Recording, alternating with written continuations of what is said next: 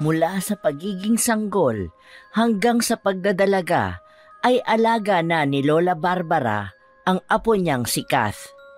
Magmula kasi noong namatay ang mga magulang nito, siya na lang ang naiwang kapamilya. Ang pag-aalala ng isang lola ang tinuturing na isa sa pinakamasarap na klase ng pagmamahal.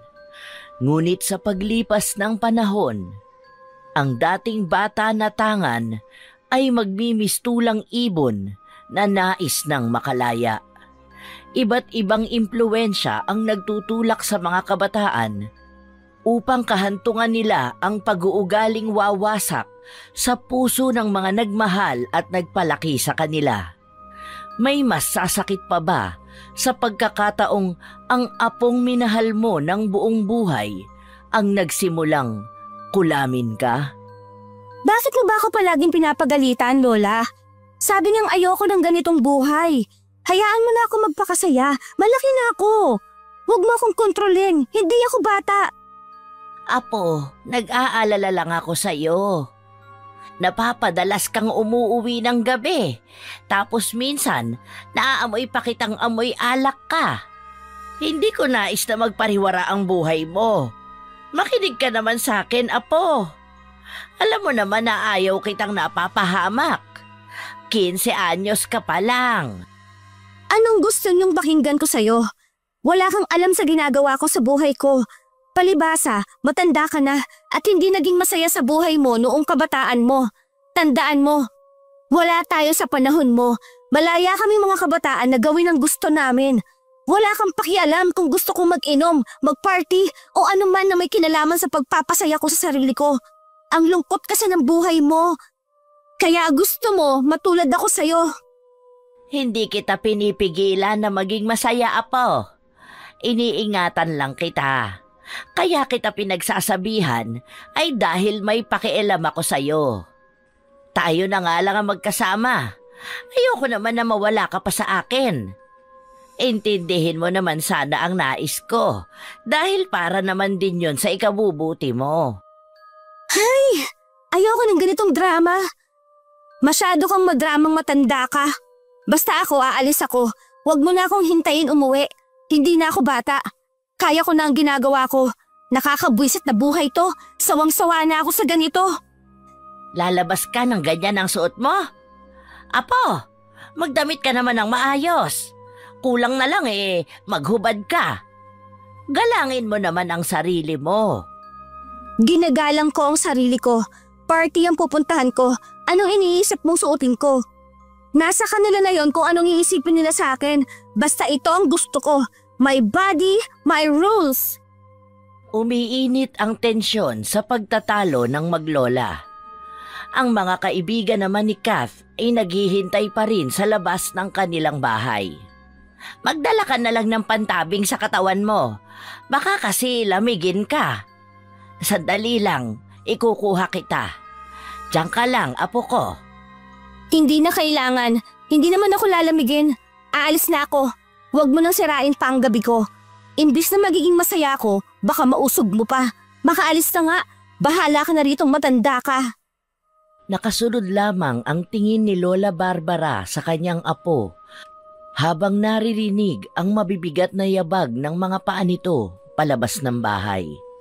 Si Kath naman ay nakakaramdam ng pagkayamot sa kanyang lola. Nakakainis, sinisira pa ang gabi ko. Imbis na maging masaya ako, lalo lang ako na bad trip.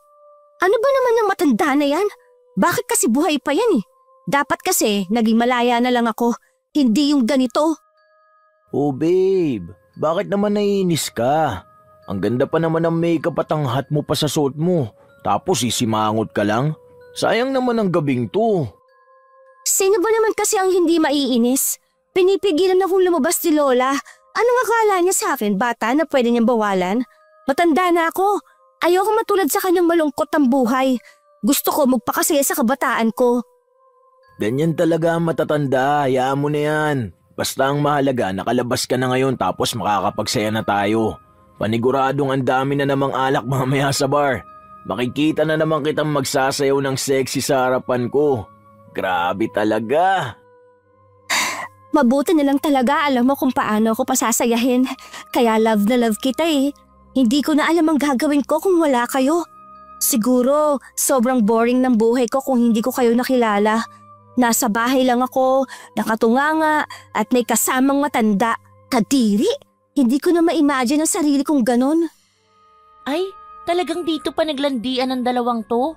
Bilisan nyo na nga at inom na ako. Kanina ka pa namin hinihintay, Kath. Tara na, ando na ang mga tropa. Handa na silang lahat para magsaya tayo sa alapaap. Yan ang gusto ko sa inyo eh. Alam na alam ninyo talaga paano ako pakikiligin. The best talaga kasama ang mga tropa. Palagi lang masaya. At si Kath na gawin ang aliwan na madalas nilang pinupuntahan ng mga barkada niya. Dito niya lang nararamdaman ang tunay na saya na hangad niya. Hindi niya kailangan isipin ang kahit na ano. Lalo pa at kasing saya ng tugtugin ang paglutang niya sa alapaap kasama ang mga kaibigan niya. Oh, ikaw na, Kat. Shot mo na yan. Tapos sabay kang mag-smoke. Panigurado ko, heaven yan. Ibuga mo na yan. Ang sarap ng ganitong buhay. Ang sarap naging batang malaya. Gusto ko ng ganito palagi. Pwede naman tayong maging ganito palagi. Maging masaya lang tayo. Lumilipad lahat. Sige pa, ibuga nyo na yan lahat. Itagay na yan. Puro kalayawan ang nangyari ng gabing ito.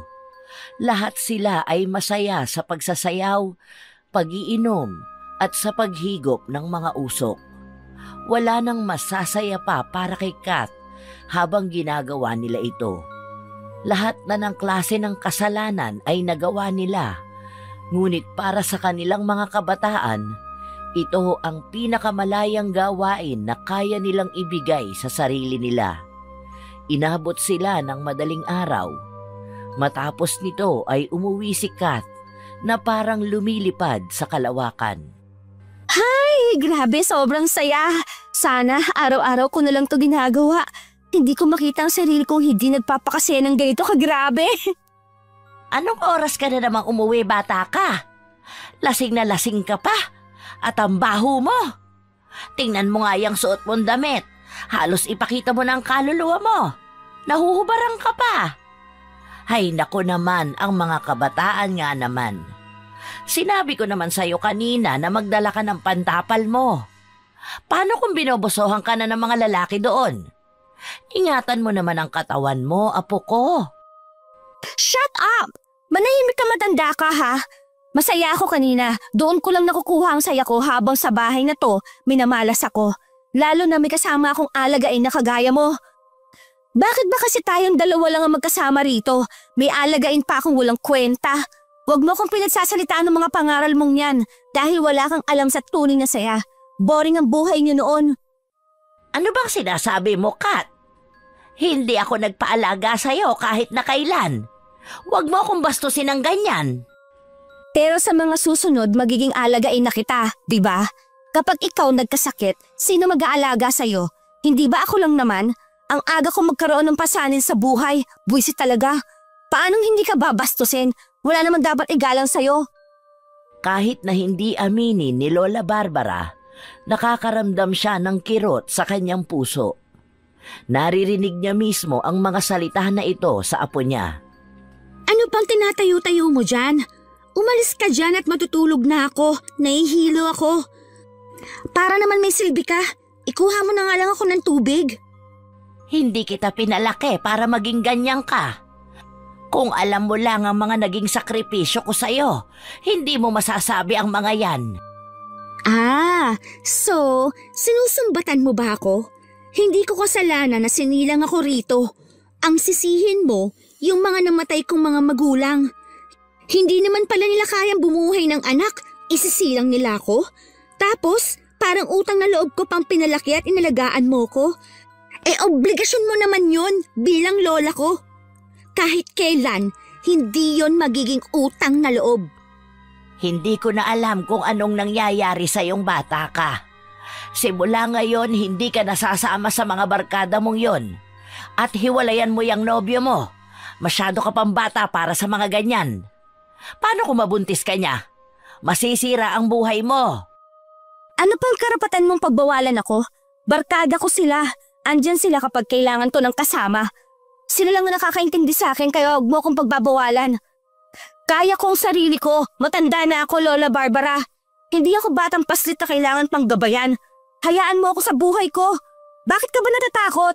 Ano naman kung mabubuntis ako? Kaya naman akong panagutan ni Tony. Mataas ang pangarap ko para sa'yo, Apo. Hindi basta-basta ang bumuhay ng anak sa ganyang edad ninyo. Nais kong maranasan mo ang tunay na saya kapag nakapagtapos ka na ng pag-aaral at makakuha ng magandang trabaho. Manahimik ka sinabi. Huwag mong pangunahan ang buhay ko at ang mga plano namin, okay? Gusto mo lang ako maging retirement plan mo? Ano, sa akin mo iaasa ang pagganda ng buhay mo? Kapag gumanda ang buhay ko, dapat obligasyon kitang bigyan ng marangyang buhay? No way! Nagtitiis na lang ako na makasama ka. Hindi ko naman pinapapasan sa'yo na maging responsibilidad mo ako. Ang mga sinasabi ko ay para sa'yo at hindi para sa akin. Pwede ba? Pagod ako, inaantok ako. May pasok pa ako sa school mamaya. Gusto ko maging payapa ang utak ko. Utang na loob, Lola. Utang na loob. Huwag mo akong pagbubungangaan. Ayoko makarinig ng kahit na ano mula sa'yo. Hindi na nakapagsalita pa si Lola Barbara nang pagsarhan siya ng pinto ng kwarto ni Kat. Labis ang sama ng loob ng matanda.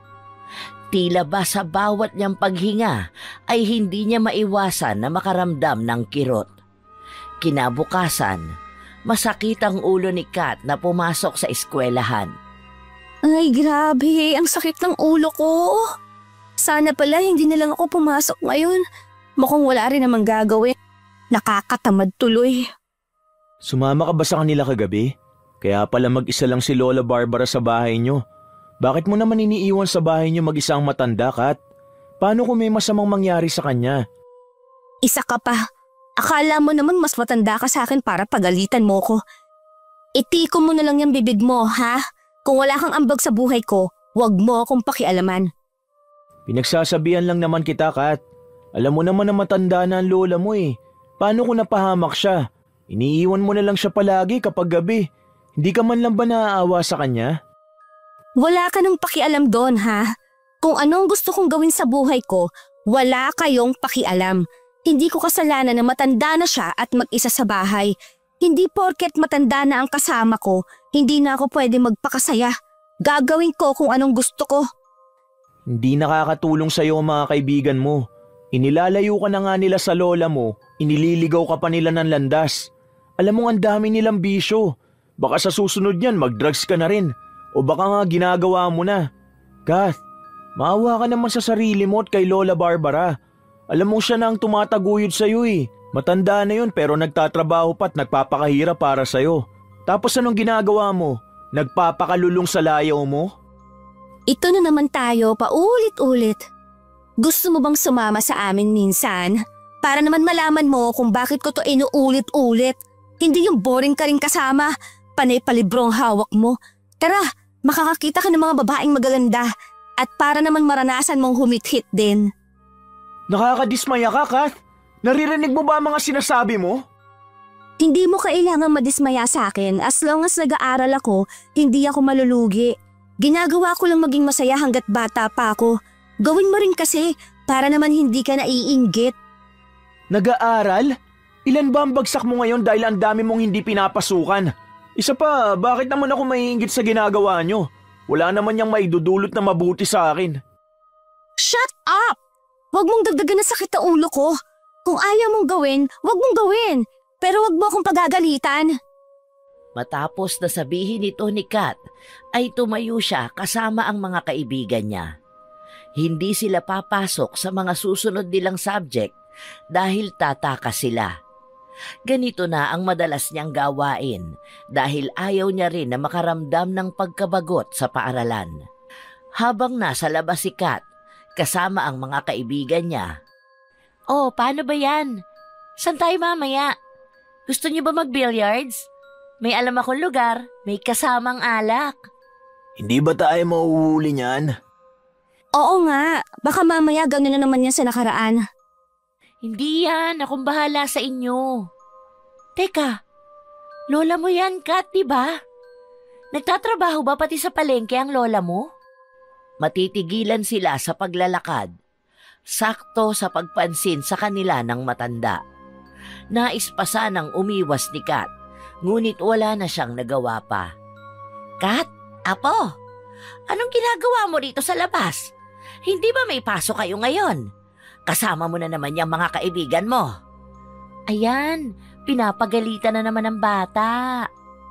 Nagtatawanan ang mga kasama ni Kat, dahilan upang makaramdam siya ng pagkapahiya. Bakit ba hanggang dito pinapagalitan mo ko? Hindi ka man lang nahiya sa mga kaibigan ko. Ako pa ang mahihiya sa kanila? Bumalik ka sa pag-aaral mong bata ka. Ilang beses na kitang pinagsabihan na hindi magandang impluwensya sa iyo mga kaibigan mo. Hindi mo ba nakikita na dinadala ka nila sa kamalian? Ay wala na. Kami na lang ba ang iiwas sa iyo, Kat? Sige na, mag-aral ka na lang ng mabuti ha. Sundin si Lola. Ano ba naman yan lola mo, babe? Masyado kami namaanduhan eh. Matanda ka naman ah. Ano bang akala niya sa'yo? Baby pa na pagagalitan kapag lumabas ng bahay? Hindi ko maiwasan na matawa. Medyo nakakahiya kasi. Mamaya sabihin ng mga tao sa paligid, sinusundo ka ng lola mo sa galaan. Huy Kat, mamaya kapag nasa inuman tayo, bigla ka na lang niya sunduin.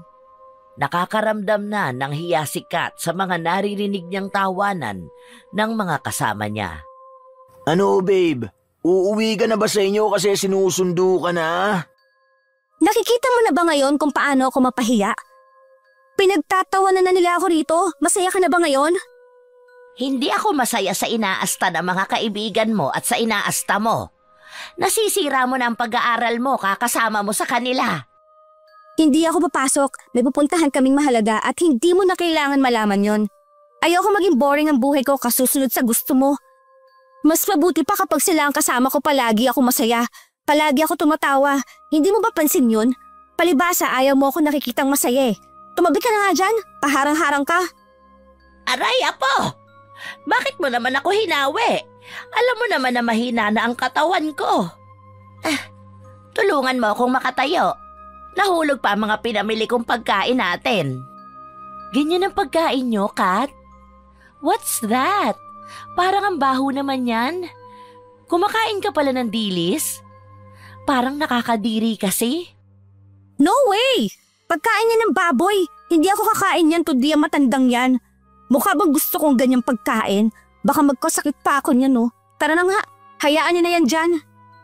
Isiniwalang bahala ni Kat ang lola niya na nahihirapang makatayo.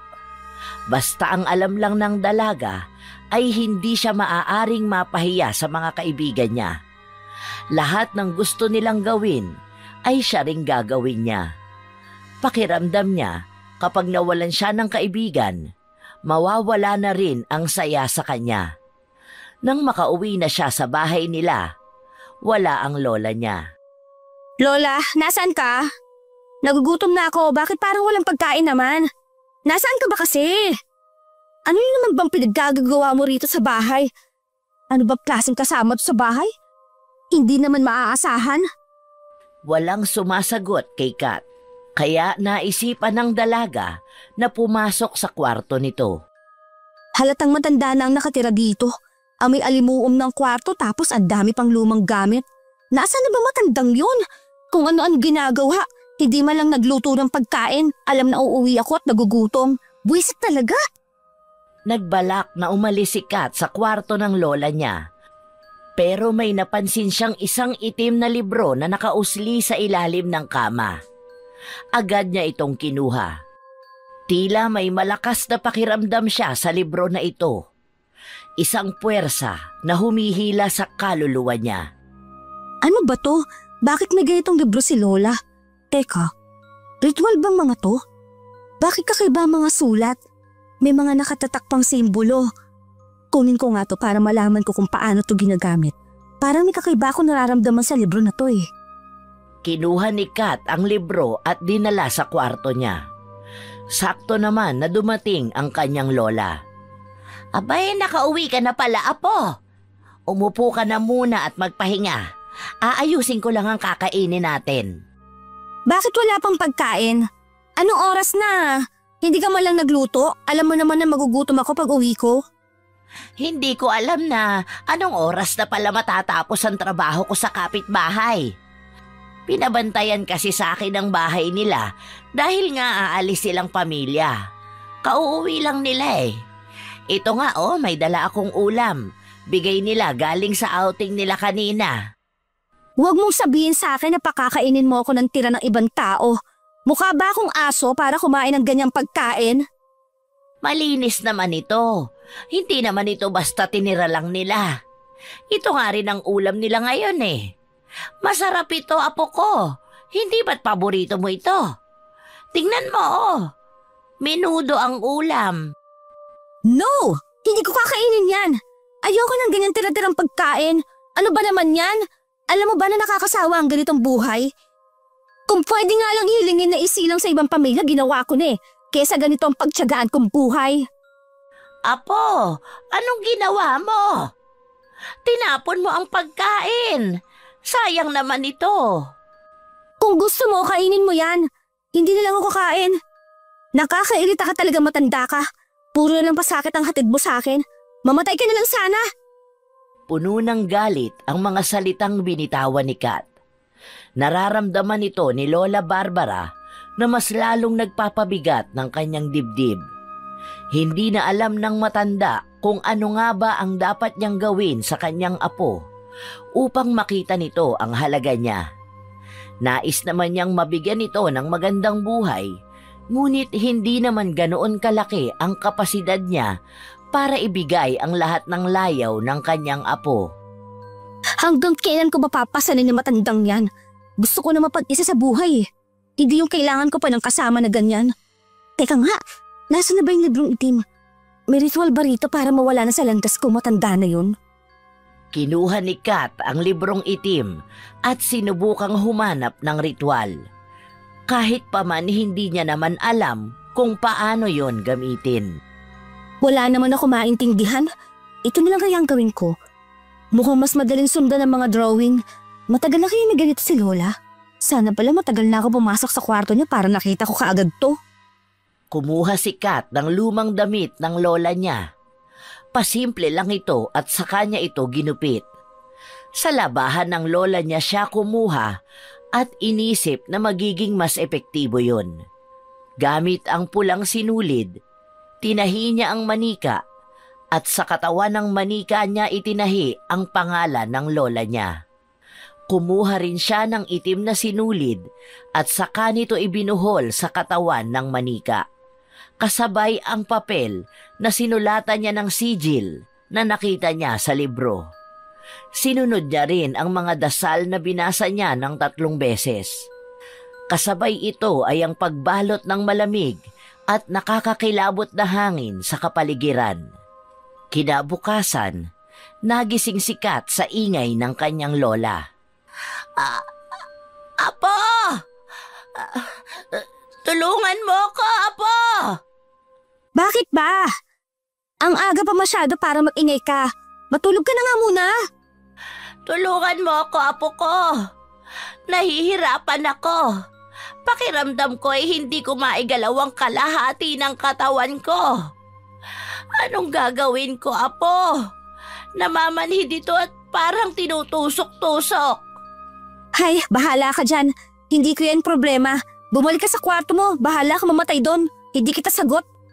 Hayaan mo, ipapalibig naman kita kaagad. Tulungan mo ako, Apo ko. Nahihirapan ako kahit sa paghinga ko. Apo, maawa ka na sa akin. Tulungan mo ko.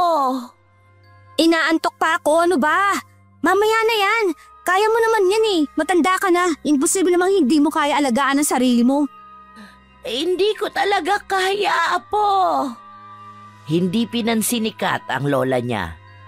Nagtalukbong na lang ito at nagtakip ng tenga upang hindi marinig ang boses ng matanda. Hindi siya nakakaramdam ng kahit na anong pag-aalala rito. Mas iniintindi niya pa ang tulog niya kaysa sa tapunan man lang ng simpatya ang kanyang lola. Kath! Kath, gumising ka nga dyan! Kath! Ano ba? Bakit matulog mantika ka? Ano ba? Wala tayong pasok ngayon kaya utang na loob umalis ka rito. Tsaka paano ka nakapasok sa kwarto ko? Bakit ka ba pumapasok sa bahay ng iba? Ang lola mo kawawa naman dun sa higaan niya. Nahihirapan na matanda. Mabuti na lang at nakita siya ni nanay. Ano bang ginagawa mo? Bakit ka ba natutulog lang dyan? May kasama ka ritong matanda sa bahay. Mano man lang sanang tignan mo siya. Oh, anong gusto mong gawin ko? Tingin mo ba mapapagaling ko yung matanda na yan? Hayaan mo siya dyan. Hindi ko yan kasalanan. Matanda na siya kaya siguro malapit na siya mamatay. Naririnig mo ba ang sinasabi mo, Kath? Lola mo yan. Siya ang nagpalaki sa'yo. Siya na lang ang kasama mo. Bakit hindi ka man lang nag-aalala? Anong klaseng apo ka?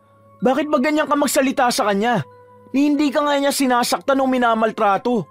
Anong klaseng ugali yan? Wala kang utang na loob. Nag-aalala ba kayo sa kanya? Eh di, ampunin niyo siya. Yan ba ang gusto mo? Sige, kunin niyo siya at alagaan. Go, bitbitin mo pauwi sa inyo. Hindi mapilit ni Max si Kat na tumayo sa higaan nito. Dahil matapos ang kanilang usapan, ay bumalik ito sa pagtulog. Kaya sa inis ni Max, ay kumuha ito ng malamig na tubig at ibinuhos ito sa natutulog na dalaga. What the hell? Anong ginagawa mo? Nababaliw ka na ba, Max? Bakit mo ako tinapunan ng tubig? Tama lang sa iyan para naman may masmasan ka. Tumayo ka dyan, asikasuin mo ang lola mo. Masyado masama ang ugali mo. Kaya hindi ako magtataka kapag biglang isang araw, karma na ang gigising sa'yo. Masyado kang papansin sa buhay namin. Pwede mo namang hindi tulungan ng matandang yun? Ayun na nga Pwede nga na hindi ko na siya tulungan pero ginagawa ko dahil alam ko na mabuti siyang tao. Lahat dito sa atin alam kung gaano kabuti ang lola mo pero hindi ko alam bakit minala siya sa apo. Tumayo ka nga dyan dahil kung hindi ka tatayo dyan ngayon, hindi lang malamig na tubig ang ipapaligo ko sa'yo. Pagkasabi ni Max nito ay sumigaw lang si Kat sa inis. Wala rin naman siyang ibang nagawa kundi ang asikasuhin ang lola niya na nakaratay sa higaan. Nanghihina ito at hindi maigalaw ang kalahati ng katawan niya. Alam ni Kat na epekto ito ng kulam dahil kalahati lang ng manika ang tinusukan niya ng maraming karayom. O ano pang kailangan mo? Sabihin mo na, kailangan ko pa mag-ayos dito. Aalis ako. Anong oras no? Panigurado akong naghihintay ng mga kaibigan ko. Saan ka naman pupunta, Apo? Maaari ba na samahan mo na lang muna ako? Dito ka na lang muna sa tabi ko. Sige na. Ano? Sasamahan kita para ako magbabantay sa'yo? No way! Hindi ako taga-alaga ng matatanda. Kaya mo na yung sarili mo. Kaya nga kita tinatanong kung may kailangan ka pa. Ano na? Bilis ako mag-desisyon. Anong oras na Lalabas pa kami ng mga kaibigan ko at ng nobyo ko. Huwag ka na lang muna umalis, Apo ko.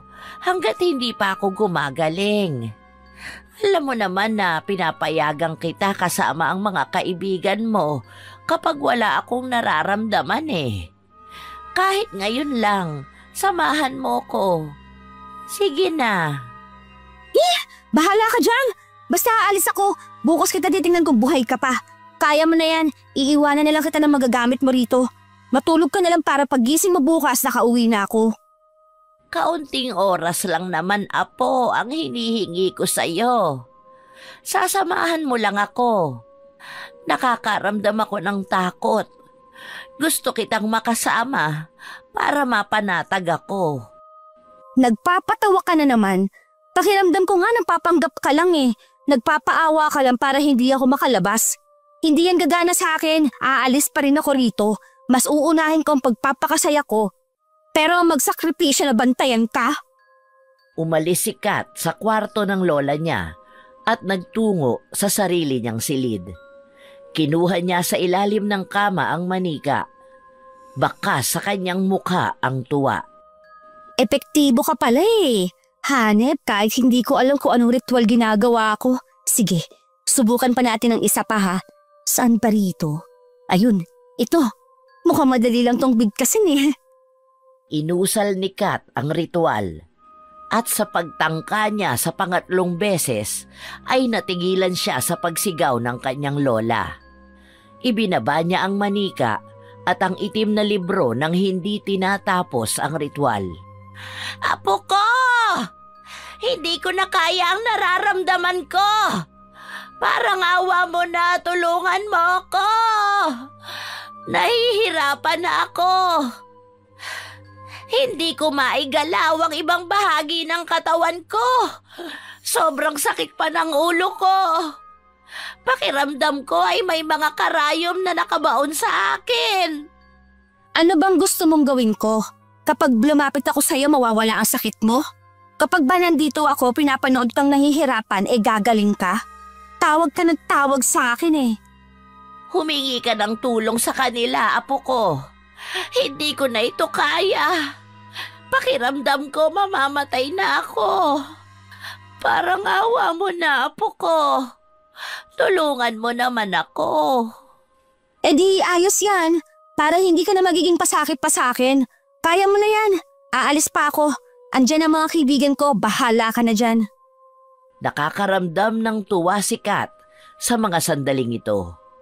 Kahit na naririnig niya ang paghihirap ng kanyang lola, ay hinayaan niya ito.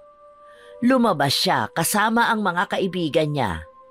Nagsasaya sa magulo at maingay na lugar. Nakakahilo man ang amoy ng mga alak, ang tugtugin at ang mga makukulay na ilaw. Mas lalo naman itong nagbibigay ng kasiyahan kay Kat. Ang aga mo yatang nakasama sa amin, babe. Napilit mo na ba ang lola mo na huwag ka nang pigilan? Baka mamaya niya susunduin ka ng lola mo rito, ha? Susunduin niya ang baby girl niya. Woo! Pwede ba? Hindi epektibo sa akin yung pang-aasar mo. Tingnan ninyo, malapit na ako maging malaya sa buhay ko. Ipapakita ko sa inyo na magiging masaya na ako at wala nang kahit na sino ang pipigil sa akin gawin ang gusto ko. Bakit naman? Ano naman ang gagawin mo? Aalis ka na ba sa poder ng lola mo? Mukha yata magsosolo na sa buhay ang babe ko na yan ah. Ano bang plano mo? Hindi, dahil malapit na siyang mamatay. Di kapag ganon, goods na tayo. Pwede ka rin matulog sa bahay. Tapos, pwede na rin tayo sa bahay magpausok. Hindi ba? Ang saya. Mukhang mas gusto ko yung ganyan, Kat. Mas masaya yan. Balitaan mo kami, ha? Para makakuha ko ng mas marami pa.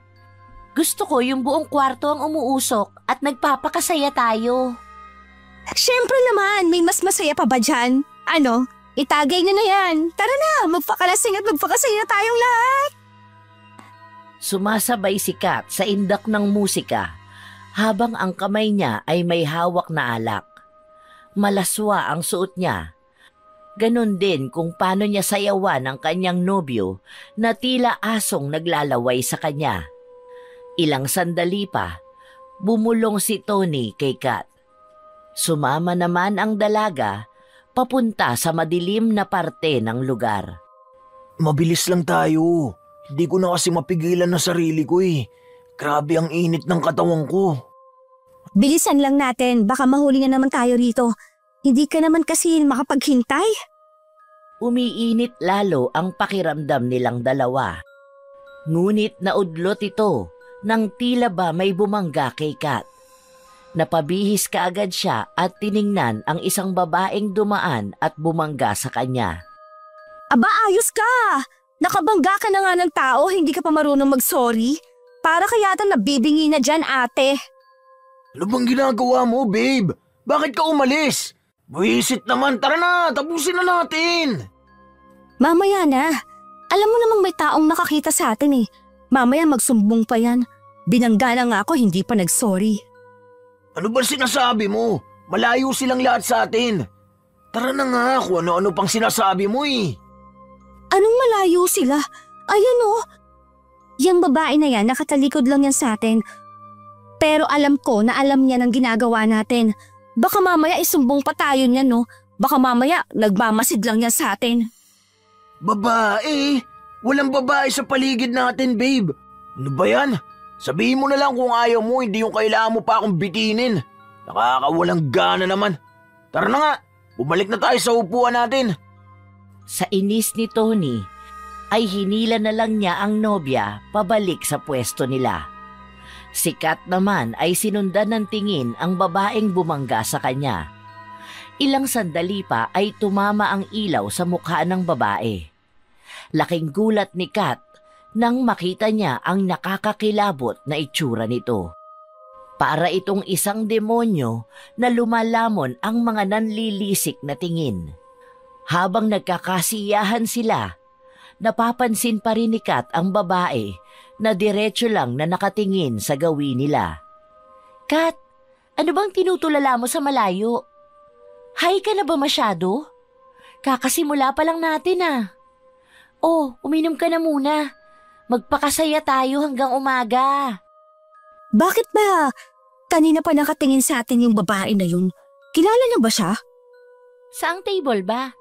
Baka nakukursanadahan na tayo rito ah. Papakilala ko lang sa kanila kinakalaban nila. San ba dyan? Ayun bang kulot na babae kasama yung mga baklang tropa niya? Hindi yan. Ayun, ang babae sa may dulong upuan. Mag-isa lang siya nakaupo doon at nakatingin sa atin. Baka kilala niyo siya.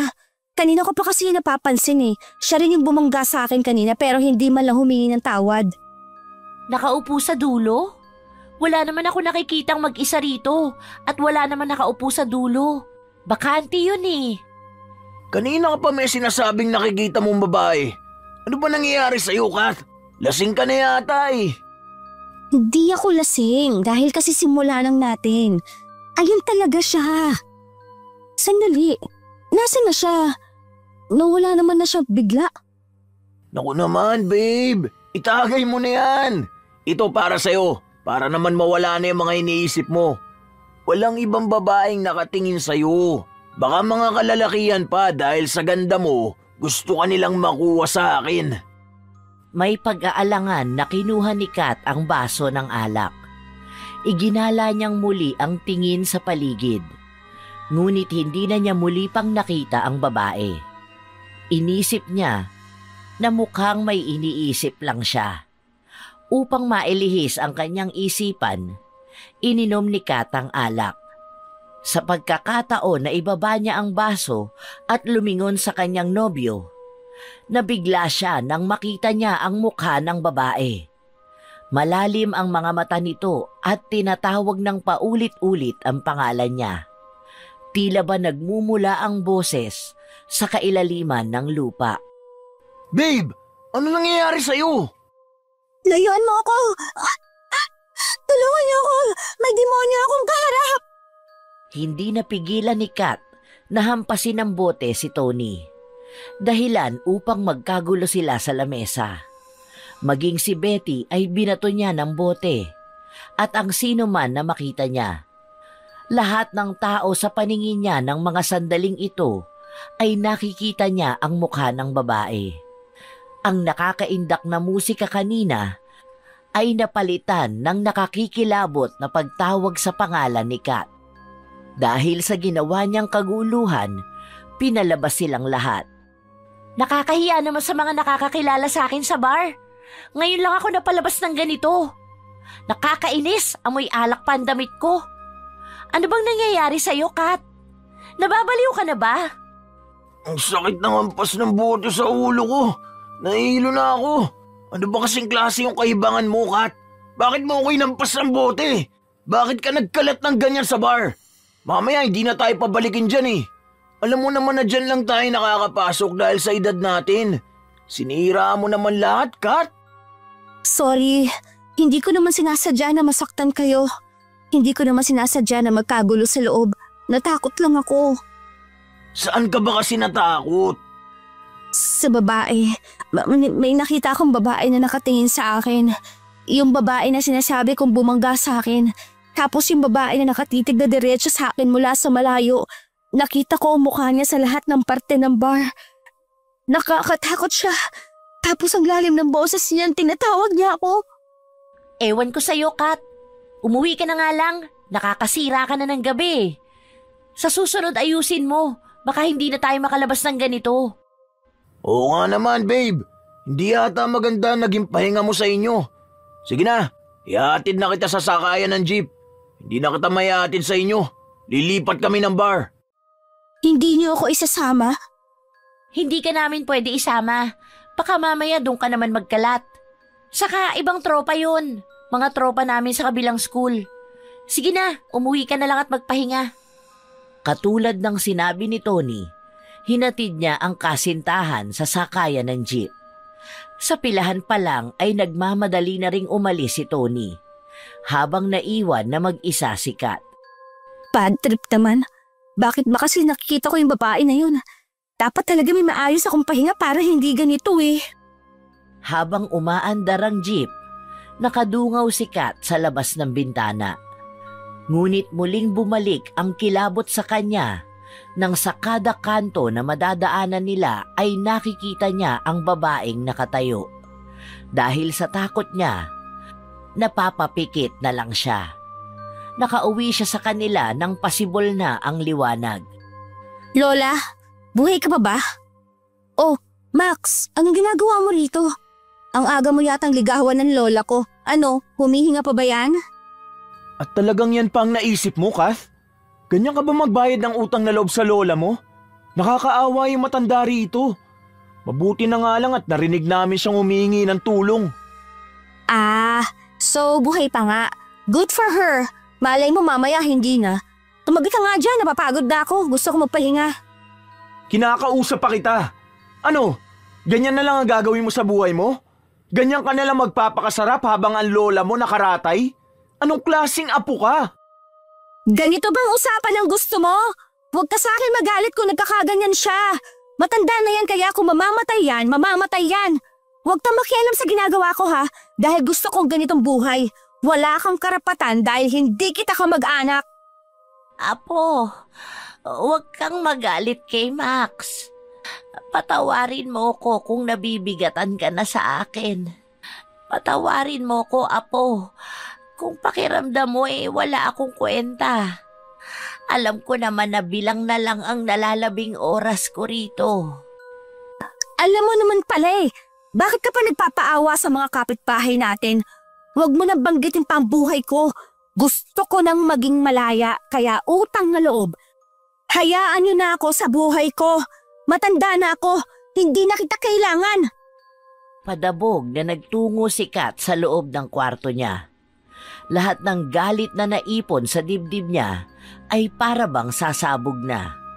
Kinuha ni Kat ang itim na libro sa ilalim ng kama niya, ngunit wala ito roon. Maging ang manika na ginawa niya. Nasaan na yun? Dito ko lang yan inilagay. Imposible namang mawawala yun dito. Wala namang ibang nakakapasok sa kwarto ko. Habang naghahanap si Kat sa ilalim ng kama niya, naramdaman niya ang tila damit na sumagi sa braso niya. Nanindig ang balahibo niya dahil malayo ang kinalalagyan ng kanyang kurtina. Marahan na binigyang tingin ni Kat ang likuran niya kung saan niya nakita ang damit ng isang babae. Pag-angat niya ng kanyang tingin ay bumungad sa kanya ang mukha ng babae na nakita niya sa bar. Sa takot niya ay napasigaw siya, ngunit tumalsik siya sa gilid na bahagi ng higaan dahil sa sigaw din ng babae. Itim na usok ang lumalabas sa bibig nito. Ah? Sino ka ba? Lubayan mo ako! Hindi kita kilala at wala akong ginawa sa'yo! Lubayan mo ako! Hindi ba tinawag mo ako? Kinilangan mo ako, Kath. Narito na ako upang singilin ang kaluluwa mo bilang tubos sa kadilimang inaangkin mo. Lumayo ka sa akin! Wala akong hiniling na kahit na ano sa'yo! Lumayo ka sa akin! Lubayan mo ako! Tulong ko! Kukunin ko ang kaluluwa mo bilang kapalit ng kapangyarihan. Hindi mo na ito magagawa pang takasan. Nakakakilabot ang boses ng babae. Nagpapatuloy na sumisigaw si Kat at pilit na hinahawi ang babae. Sa pagsigaw niya ay agad na nagtungo sa kanya si Max. Kath, ano nangyari sa'yo? Bakit ka ba sumisigaw? Ilayo mo ako sa kanya. Kukunin niya ang kaluluwa ko. Ilayo mo ako sa babae. Sinong babae? Mag-isa ka lang dito sa loob ng kwarto mo. Ano bang pinagsasasabi mo, Kath? Ano nangyayari sa'yo? May babae. May babaeng gustong kunin ang kaluluwa ko. Andyan lang siya sa paligid. Hindi niya ako tinatantanan. Gusto niya akong magbayad. Sandali nga, kumalma ka nga, Kath. Sino bang babae ang tinutukoy mo? Wala akong nakikita na kung sino rito. Isa pa, bakit niya kukunin ang kaluluwa mo? Kath, makinig ka sa akin. Tignan mo ako sa mga mata ko. Hinarap ni Max ang mukha ni Kat sa kanya. Baka sa mga mata ng dalaga ang takot. Ngunit sandali siyang kumalma. Umaliwalas ang buong paligid. Nawala sa paningin niya ang babae. Ngunit bitbit ng babae ang manika at ang librong itim. Ngayon nakalmado ka na. Kausapin mo na ako. Ano ba ang problema mo? Lumabas ka na rito. Magpapahinga na ako. Pagod lang siguro to. Umalis ka na. Pinilit na itulak ni Kat si Max para lumabas ng kwarto niya. Hindi na mawari ng dalaga kung ano nga ba ang nangyayari sa kanya. Nakakakita siya ng isang babae na hindi niya rin naman kilala. Nababaliw na ba ako? Hindi ito maaari. Hindi ako pwedeng mabaliw. Mali ito. Alam kong wala lang to. Pagod lang ang utak ko kaya kailangan ko ng matulog. Lumilipas ang mga araw, hindi pa rin nakikita ni Kat ang librong itim at ang manika. Ang lola niya naman ay hindi pa rin nagiging maayos. Nananatili ito sa kanyang higaan habang ang nag-aalaga na sa kanya ay si Max. Aalis ka na? Papasok ako sa school. Ano na naman ang sasabihin mo sa akin? Sabay na tayong pumasok. Hintayin ko lang si Nanang para bantayan si Lola Barbara. Hayaan mo na yung matanda na yan dyan. Hindi naman yan mawawala dyan eh. Talagang pinaparinig mo pa sa lola mo yan? Hindi ka na talaga naaawa sa kanya. Alam mo bang palagi kanyang iniiyakan? Hindi niya alam ang mangyayari sa'yo kapag nawala siya. Tapos ikaw wala kang ibang ginawa kundi saktan ng damdamin niya. Alam mo, wala akong panahon para sa inyong dalawa. Huwag mo sirain ang araw ko. Aalis na ako. Hindi na tinapunan pa ng pansin ni Kat ang lola niya. At hindi rin pinansin ang sinasabi sa kanya ni Max. Walang panahon si Kat sa mga drama. Kumalahati na ang araw. Oras na ulit para tumakas sila. Ngunit hindi pinapansin ni Tony si Kat. Ganon din si Betty. Tila ba nagbago ang pakikitungo ng mga ito sa kanya? Bakit ganyan ka sa akin? Ano nangyari? Maayos pa naman tayong dalawa. Ayoko na, Kat. Nawawala na ako ng gana sa relasyon natin. Ha? Bakit? Paano nangyari yun? Hindi ba mahal mo ko? Sa totoo lang, hindi na ngayon.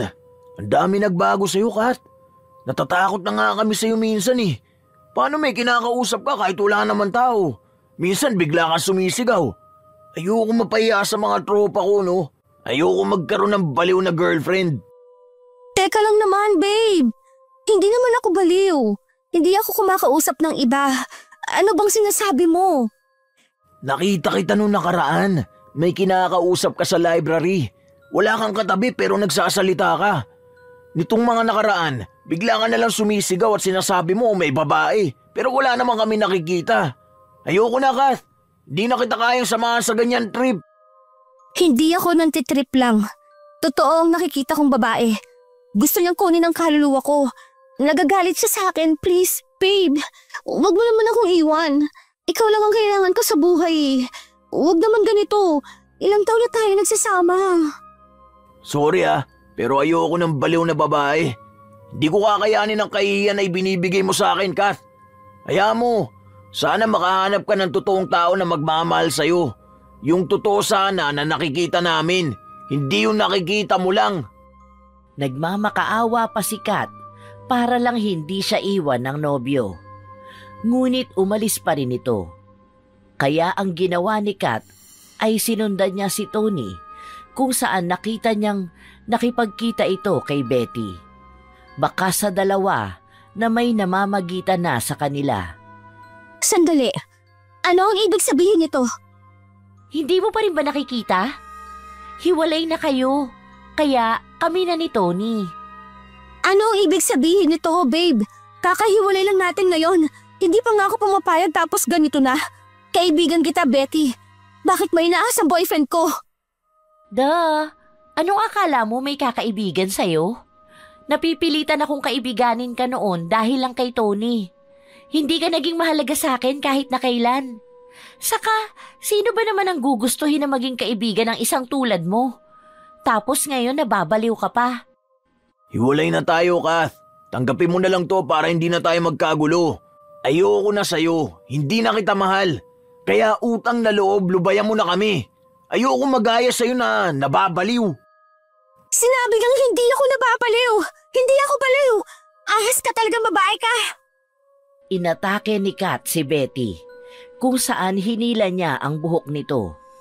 Ngunit habang nakikipagsabunutan siya kay Betty, nang tingnan niya ang mukha nito ay bumungad sa kanya ang mukha ng babaeng kinatatakutan niya. Oras na upang pagbayaran mo ang lahat. Oras na upang maningil ng kasalanan na ipapataw na ang sumpa. Ikaw na naman! Isa kang demonyo! Lubayan mo ako! Tulungan niyo ako! Babe! Tulungan mo ako! May demonyo na gustong kumuha ng kaluluwa ko. Karang awa niyo na tulungan niyo ako! Lubayan mo ako! Napasiksik si Kat sa pader habang pilit niyang tinutulak ang nilalang na hindi nakikita ng mga tao sa paligid. Nagsimula na siyang pagtampulan ng mga bulong-bulungan habang si Tony ay hinila si Betty palayo kay Kat. Babe, parang awa mo na, iligtas mo ako. Ilayo mo ako sa babaeng demonyo. Tulungan mo ako, babe. Ito na nga ba ang kinakatakot ko eh. May nakikita kang hindi namin nakikita. Nakakahiya ka, Kat. Alam mo, hindi ko maatim na natagalan kita eh. Lumayo na tayo sa baliw na yan. Baka madamay pa tayo. Baka saktan na naman niya tayo. Umalis ang dalawa sa harapan ni Kat, habang ang dalaga ay patuloy na sumisigaw. Ang mga mata ay nakatingin sa kanya. Nagbubulungan ang mga tao. Ang ilan ay pinagtatawanan siya. Iniwan siyang kahiya-hiya ng mga taong itinuturing niyang mahalaga sa buhay niya. Ano ba talagang nangyayari sa'yo, Kath? Napapadalas na ang pagsigaw mo ng ganyan sa school o kahit dito sa bahay. May nakikita nga akong isang babae. Kinukuha niya ang kaluluwa ko. Hindi ako nagbibiro. Ano bang akala niyo sa akin? Baliw? Anong itsura ng babae? Anong pakay niya sa'yo? Nakausap mo ba siya? Kinukuha niya ang kaluluwa ko. Gusto niyang sumama ako sa kanya sa kadiliman. May ginawa ka ba, Apo? May ginawa ka ba upang matawag mo siya? Wala, malamang. Ano namang gagawin ko? Saka sino naman ang tangang katawag ng demonyo? Pakiramdam ko may nangyayari na kay Kath. Paano kaya kung tumawag na tayo ng albularyo, Lola Barbara? Pakiramdam ko may kinalaman din to sa nangyayari sa inyo. Wag! Huwag ka natawag ng albularyo! Bakit naman hindi? Tatawag ako. Kailangan natin malaman ang nangyayari sa inyong dalawa. Sandali lang, aalis muna ako. Nagpumilit pa si Kat na pigilan si Max, ngunit hindi niya ito nagawa. Umalis ang binata upang tumawag ng albularyo. Naiwan si Kat kasama si Lola Barbara. Oh, bakit ganyan ka tumingin sa akin? Wala akong ginagawang masama. Apo, aminin mo na kung ano ang ginagawa mo. Hindi mo siya matatawag kung wala kang ginawa. Ang mundo ng mga kaluluwa ay tahimik at payapa. Hindi sila lalapit sa isang tao nang walang pahintulot ng kaluluwa nito. Anong akala mo sa akin? Baliw para tumawag ng kaluluwa? Hindi nga ako marunong yan. Baka ikaw ang gumagawa nito sa akin. Gusto mo siguro na mauna akong mamatay. Yan ang kailanman hindi ko magagawa sa iyo, Apo. Minahal kita ng buong buhay ko, nang higit pa sa kaya kong ibigay sa sarili ko. Kahit buhay ko mismo ay kaya kong ialay, maging masaya ka lang. Kaya kahit na anong mangyari, hindi ako gagawa ng bagay na ikakapahamak mo. Kung makapagsalita ka, akala mo talaga ang buti mong lola. Kung mabuti kang lola, hindi ka na sana nagkaganyan pa. Ano ba ang mabuting lola para sa'yo, Apo? Wala, dahil ayoko magkaroon ng lola. Sana nga nabuhay na lang ako na mag-isa eh. Di sana malaya ako, hindi ba? Di sana hindi ako iniwan ng mga kaibigan ko. Sana kasama ko pa sila sa kasiyahan. Kung kalayaan at kasiyahan mo ang makasama sila, dapat sa pagdurusa ay nariyan din sila. Hindi mo matatawag na tunay ang mga taong sa tawanan mo lang nasusumpungan, Apo. Yun ang nais kong ipaintindi sa iyo noon pa man. Hindi kita pinaghihigpitan. Pero gusto kong makilala mo kung sino ang tunay. Dahil ang buhay ay hindi lang palaging sasaya at ngiti. Nagtangka na magsalita si Kat, ngunit hindi ito natuloy matapos na marinig ang yabag ng mga taong paparating. Si Max ito kasama ang albularyo. Matandang lalaki ito na kulay puti na rin ang buhok.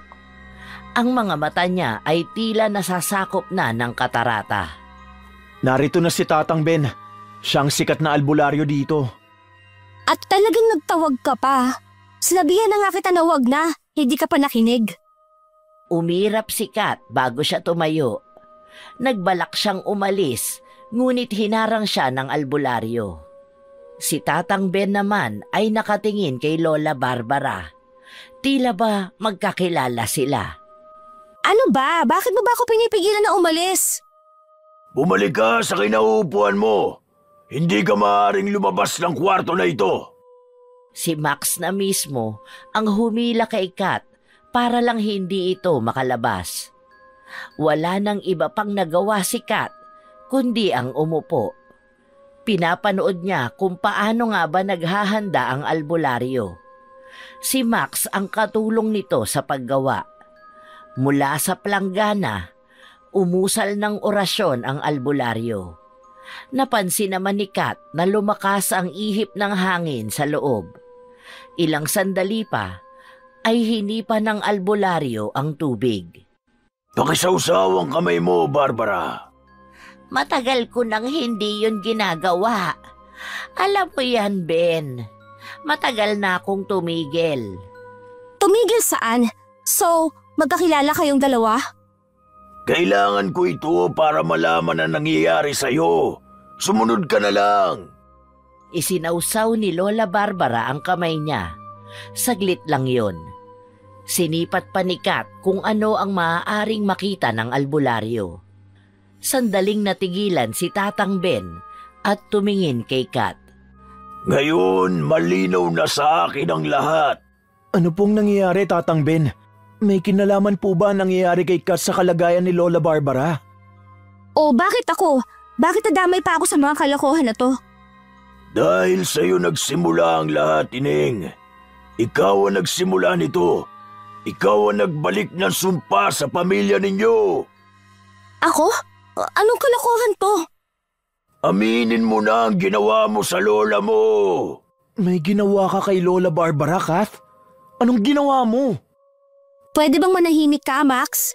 Hindi ka kasama sa pamilya namin kaya wag kang makialam dito. Wala akong ginagawa, kaya wag mo akong pagbintangan. Bakit ba sa akin ka nakatingin? Mukha bang may kaya akong gawin? Matanda na siya. Malamang may sakit na siya. Alam kong ginamitan mo siya ng itim na maika. Ikaw ang kumukulam sa sarili mong lola. Anong pagbibintang yan? Wala akong ginagawang ganyan. Hindi ko nga alam ang itim na mahika. At paano yon ginagawa? Bakit mo ako pagbibintangan? Hindi ka matatahimik hanggat hindi mo natatapos ito. Mananatili kang nakikita ang isinumpang espiritu na tinawag mo.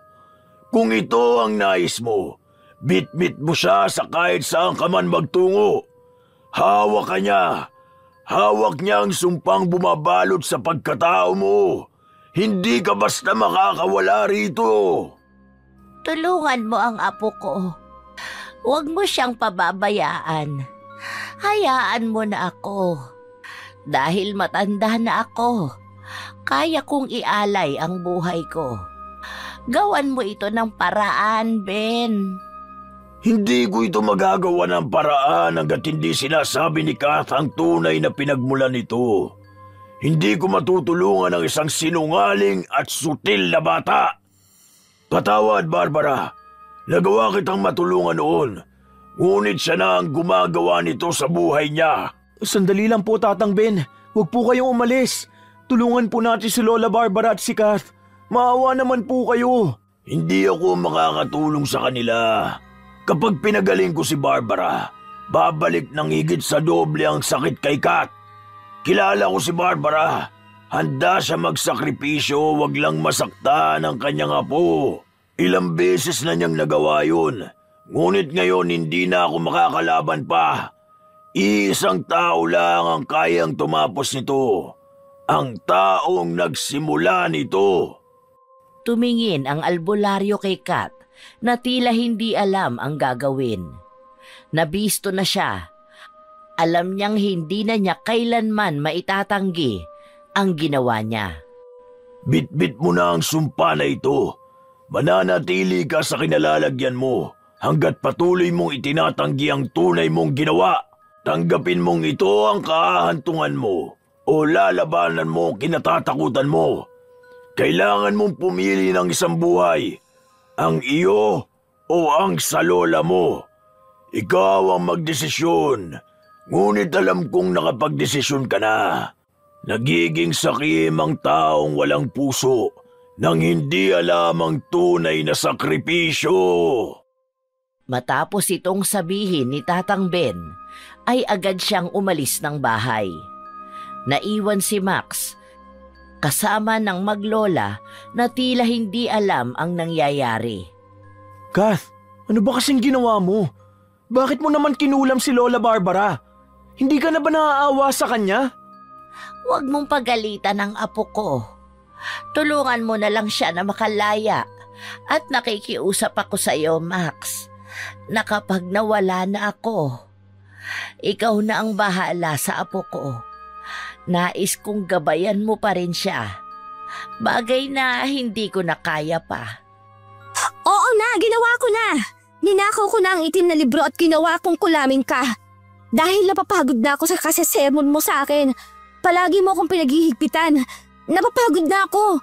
Gusto ko lang naman na maging masaya. Pero ayaw mo akong payagang kasama mga kaibigan ko. Huwag kang mag-alala, apo. Matutupad na ang kahilingan mo. Makakalaya ka na sa akin. Hanggang sa huling hininga ko, nais kitang protektahan. Iaalay ko ang buhay ko para sa iyo. Naway makamtan mo ang kaligayahan na hindi ko maibibigay sa iyo. Natahimik si Kath. Naghahalo na ang emosyon na nararamdaman niya. Hindi niya namalayan na may luha na palang tumutulo mula sa mga mata niya. Ngayon niya lang napagtanto ang mga ginagawa niya. Ang mga galit niya sa lola niya ay bagay na hindi naman talaga niya dapat nararamdaman. Nadala siya ng emosyon niya noong ginawa niya ito. Impluwensya ng mga kaibigan niyang wala naman na ngayon sa tabi niya. Hindi ko pala kayang wala ka. Tama po kayo. Wala akong tunay na kaibigan. Iniwan na nila akong lahat at pinagbintangan na isang baliw. Huwag kang tumangis, apo ko. Alam mo naman na ayaw kong nakikita kang ganyan. Tutulungan kitang makalaya sa sumpa na yan. Hindi ka na matatawag na baliw dahil makakalaya ka na sa itim na kapangyarihan. Sabihin mo sa akin ang mga ginawa mo upang maituro ko sa iyo ang dapat mong gawin. Anong mangyayari kapag nakalaya ako? Gagaling ka na rin ba? Hindi na, apo. Buhay ko ang magiging kapalit nitong lahat. Kailangan ng isang kaluluwa na iaalay upang mailayo ka sa kanila. Huwag mo na yung isipin. Ang nais ko lang ay ang makalaya ka na sa ganitong sitwasyon. Hindi po. Wala na ba talagang magagawang paraan? Hindi ba pwedeng labanan natin ang sabay? Hindi ba pwedeng gumaling ka na muna? Babawiin ko ang kulam na ginawa ko sa'yo. Pwede naman yun, hindi ba? Sige na po, Lola. Tulungan mo akong mabawi ang kulam. Naging emosyonal ang tagpo na ito. Napupuno na ng pagsisisi si Kat. Ngunit hindi na niya alam ang kanyang gagawin dahil huli na ang lahat. Ngayon na ang matagal niyang hiling ay nagkatotoo na, sa kanya pinahahalagahan ang buhay ng kanyang lola. Tama po si Kath. Baka naman may pagkakataon pa na matigil natin to, Lola. Baka kaya pa naman po ito. Hindi ako sigurado. Dahil ang huling gumawa nito ay hindi na nagtagumpay. Ito rin ang dahilan kaya namatay ang mga magulang mo, apo. Nung namatay ang nanay mo, sa labis na galit ng iyong ama ay nagawa niyang kumapit sa itim na kapangyarihan. Ngunit habang ginagamot namin siya, hindi kinaya ng katawan niya. Kaya simula noon, ipinangako ko sa sarili ko na hindi mo mararanasan yon. Ginawa kong itigil ang kakayahan ko para protektahan ka at ilayo sa nakasanayan ng ating angkan. Ngunit hindi ko pala yun kayang gawin. Dahil kusa ka nitong tatawagin. Hindi kita napigilan. Patawarin mo ko, apo. Kaya ngayon, gagawa ako ng paraan upang makalaya ka na. Ano bang dapat kong gawin? Naguguluhan na ako. Please, Lola, tulungan mo ako na matulungan ka rin. Kailangan kita. Hindi ko kaya na wala ka. Hindi ko kaya maging malaya. Dahil hindi ko kaya makuha sa ibang sayang nararamdaman ko kapag inaalagaan mo ako. Patawarin mo ako sa mga nagawa kong kasalanan sa'yo. Ang dami kong pagkakamali. Nadala ako ng maling impluwensya ng mga kaibigan ko. Alalahanin mo ang huli mong ginawa. Sa paraan na yon ay matutulungan kita.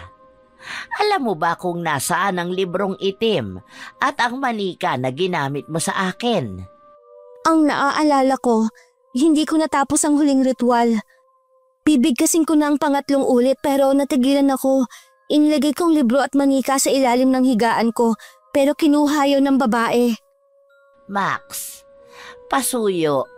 Pakitulungan ng apo ko na kunin ang espesyal na libro sa loob ng kahon sa ilalim ng higaan ko. May makikita kayong mga kandila. Iyan ang gamitin ninyo. Kumuha kayo ng 3 itim na kandila. Sa lapag ay ipalibot ninyo ang asin pabilog. Sa loob ng bilog ay itayo ninyo ang 3 kandila na magkakadikit. Sinunod naman kaagad ni Max ang utos ni Lola Barbara. Kinuha nila ang isang maliit na libro. Napakaliit lamang nito, kahit ang sulat sa loob ay hindi nila makita. Nang magawa na nila ang utos ng matanda, ay umupo na si Kat. Kailangan mong maging malakas upang labanan siya, apo. Huwag kang papayag na matatalo ka niya. Alam kong kaya mo yan, apo ko. Magagawa mo yan para sa paglaya ng iyong kaluluwa. Nagsimula na si Kat na usalin ang mga salita na nababasa niya sa loob ng maliit na libro. Binabasa niya yon pabaliktad, katulad ng utos sa kanya ni Lola Barbara. Habang inuusal niya yon, ay lumalakas ang ihip ng hangin, ngunit hindi namamatay ang mga kandila. Lumalakas ang puwersa sa paligid, at maging si Max ay hindi ito kinakaya. Ngunit nananatiling matatag si Kat. Ang mga boses ng hinagpis ay naririnig ni Kat sa bawat sulok. Pinipigilan siyang matapos ang ritual. Ilang sandali pa, Iminulat ni Kat ang kanyang mga mata. Dinala siya ng kanyang kaluluwa sa mundong hindi niya kabisado.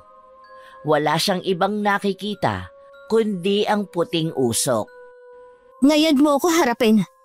Matapang ka na ngayon. Mananatili akong matapang para sa aming pamilya. Hindi ako papayag na sisirain ito ng sumpa na ipinapataw mo sa akin. Pero huli ng lahat, alam mo na sa sarili mo na may magwawakas na buhay. Ikaw ang nagsimula nito, hindi ba? Sinusunod ko lang ang bawat mong hiling. Inilabas ng babae ang manika.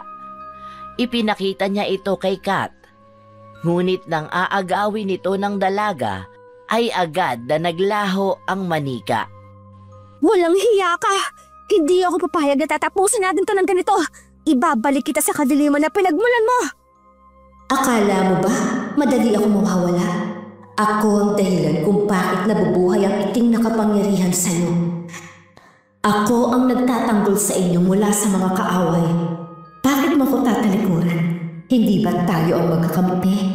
Ako ang kalayaan mo. Sa akin manggagaling ang lahat ng kailangan mo. Kaya kitang tulungan sa lahat.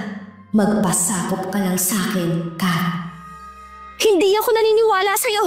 Hindi mo ako tinutulungan. Sa halip, dinadala mo ako sa kasalanan. Gusto mo ako mapahamak at bitbitin ang sumpa ng pagiging mangkukulam. Bakit sa akin ka nagagalit? Isa lang akong espiritu na tumulong sa'yo. Hindi ba sa'yo nagmula ang galit? Ikaw ang tumawag sa akin. Hindi mo na iwasan ang sumpa na bitbit ng lahi niyo. Hindi mo ito matatakasan dahil nagsimula ka na.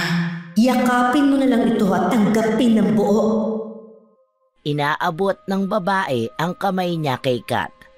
Ngunit hindi nagpatinag ang dalaga.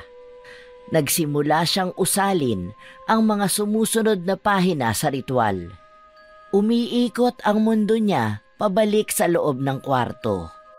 Nakikita niya kung paano lumalakas ang apoy na lumalaban sa malakas na hangin. Habang inuusal niya ang ritual, ay naririnig niya si Lola Barbara na sumisigaw sa sakit na nararamdaman niya. Ngunit kasabay din ang pagsigaw ng matanda na kahit anong mangyari ay huwag siyang titigil na umusal ng ritual. Sumuko ka na sa pag-asa mo, Kat. Hindi ka na.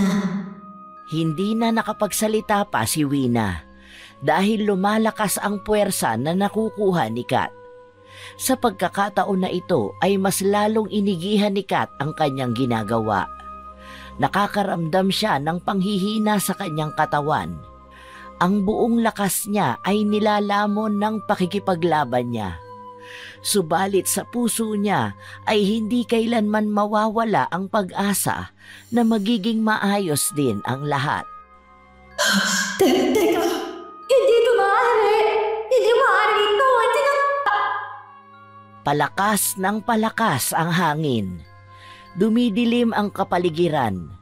At sa huling pag-usal ni Kat ng ritual, isang malakas na sigaw ang pinakawala ni Wina. At kasabay ng paglalaho niya ay ang pagbagsak ng itim na libro at ng manika sa tapat ni Kat. Doon din namatay ang mga kandila. Kath, ano nangyayari sa'yo? Nagdudugo ang ilong mo. Huwag ka munang lalapit sa akin. Kailangan kong alisin ang kulang na binigay ko kay Lola. Nilingon ni Kat ang lola niya. Bakas nasa matanda ang panghihina, ngunit lumalaban pa ito. Lumaban ka pa, Lola. Kaya natin itong malampasan. Mula sa librong itim, binasa ni Kat ang orasyon habang maingat niyang tinatanggal ang mga karayom na nakatarak sa katawan ng manika. Naisakatuparan niya ito, ngunit kasabay nito ay ang panghihina ng kanyang katawan.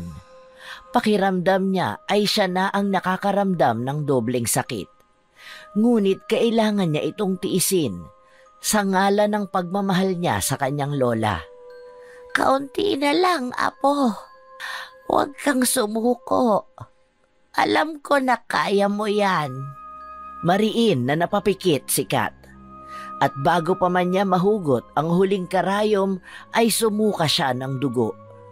Gusto nang bumagsak ng katawan niya, ngunit huling ritual na ito at huling karayom. Ibinuhos niya ang huling lakas niya para lang magawa ito. Hindi niya binigo si Lola Barbara. Ngunit kasabay ng pagbitaw niya ng huling karayom ay ang pagbigay ng kanyang katawan. Apo, gising ka na. Mabuti naman at naging maayos ka. Nakakatuwa ka naman, Kath. Ang galing mong ipaglaban ng lola mo. Oh, sandali. Kaya mo na bang tumayo? Lola? Lola, maayos na po ba kayo? Lola, ano pong nararamdaman ninyo? Lola, sorry po sa mga nagawa ko. Patawarin po ninyo ako sa mga pangungulam ko sa inyo. At sa mga nasabi ko sa inyo, patawarin po ninyo ako. Wala na yon, apo ko. Ano ka ba? Naiintindihan kita. Alam ko ang kalagayan mo bilang isang kabataan na nais maging malaya sa kanyang buhay. Huwag kang mag-alala. Kahit kailan ay hindi ako nagtanim ng galit sa iyo. Mahal kita at nagpapasalamat ako na iniligtas mo rin ang buhay ko.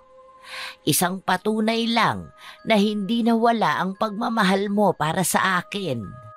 Patawarin po ninyo ako. Saka ko lang po napagtanto na hindi ko pala kayang mabuhay na wala kayo. Ang akala ko, masaya ang maging malaya dahil magagawa ko ang gusto ko. Mali pala ako na ang pagiging malaya pala ay kagustuhan lang ng utak ko para makasama ang mga kaibigan ko. Ang mga taong tumalikod sa akin noong panahon na sila ang kailangan ko. Pero kayo po, kahit na kailan ay hindi ninyo ako tinalikuran. Maraming salamat po, Lola. Mahal na mahal ko po kayo. Salamat naman at may natutunan ka sa mga nangyari, apo. Huwag ka nang mag-alala. Magkakasama na tayong muli. Magiging masaya tayo at gagabayan kita hanggang sa abot ng aking makakaya. Mahal na mahal din kita, apo ko. Nagyakapan ang maglola at ang mga luha nila ay hindi na nila mapigilan pa. Maraming pagkukulang sikat na nais niyang punan at gantihan ang kabutihan na ibinigay sa kanya ng kanyang lola. Ngunit ngayon na may alam na siya sa paggamit ng itim na mahika, nais niyang yun na ang huling beses niyang babasahin ang libro. Nakapasok na si Kat na may ngiti sa labi. Kasabay niya si Max na nagtungo sa kanilang paaralan. Bumabait ka na yata ngayon. Mabuti naman nakakilala ako ng bagong Kath. Mabait naman talaga ako. Hindi ko lang alam kung bakit siya biglang nawala. Nadala ka lang kasi ng masamang impluensya. At least ngayon alam mo nang hindi naman pala sila nakakabuti sa'yo. Dinadala ka nila sa kadiliman. Hindi man yan yung katulad sa kapangyarihan nyo, pero isang nakakatakot na kadiliman sa mundo kung saan mapapariwara ka at mawawala sa tamang landas. Mabuti na lang at nahanap mo rin ang landas palabas. Natalo mo ang sarili mo bilang kalaban ng mga pangarap mo. Alam mo, mabait ka rin pala, no? Magiging mabuti tayo magkaibigan. Salamat sa hindi pag-iwan sa akin noong mga panahon na hindi ako naniniwala sa lahat. Nagtawa na ng dalawa habang naglalakad. Ngayon, nararamdaman na ni Kat ang panibagong yugto sa kanyang buhay. Natuto siyang harapin ang kanyang mga pagkakamali at makalabas sa kadiliman na binuo nila. Alam niyang marami pa siyang pagdaraanan sa buhay, ngunit nahayag na sa kanyang harapan ang tunay na kahulugan ng paglaya at pagmamahal, isang tunay na kaibigan at isang pamilyang minamahal. Wala ang galit, wala ang layaw, wala ang itim na kapangyarihan.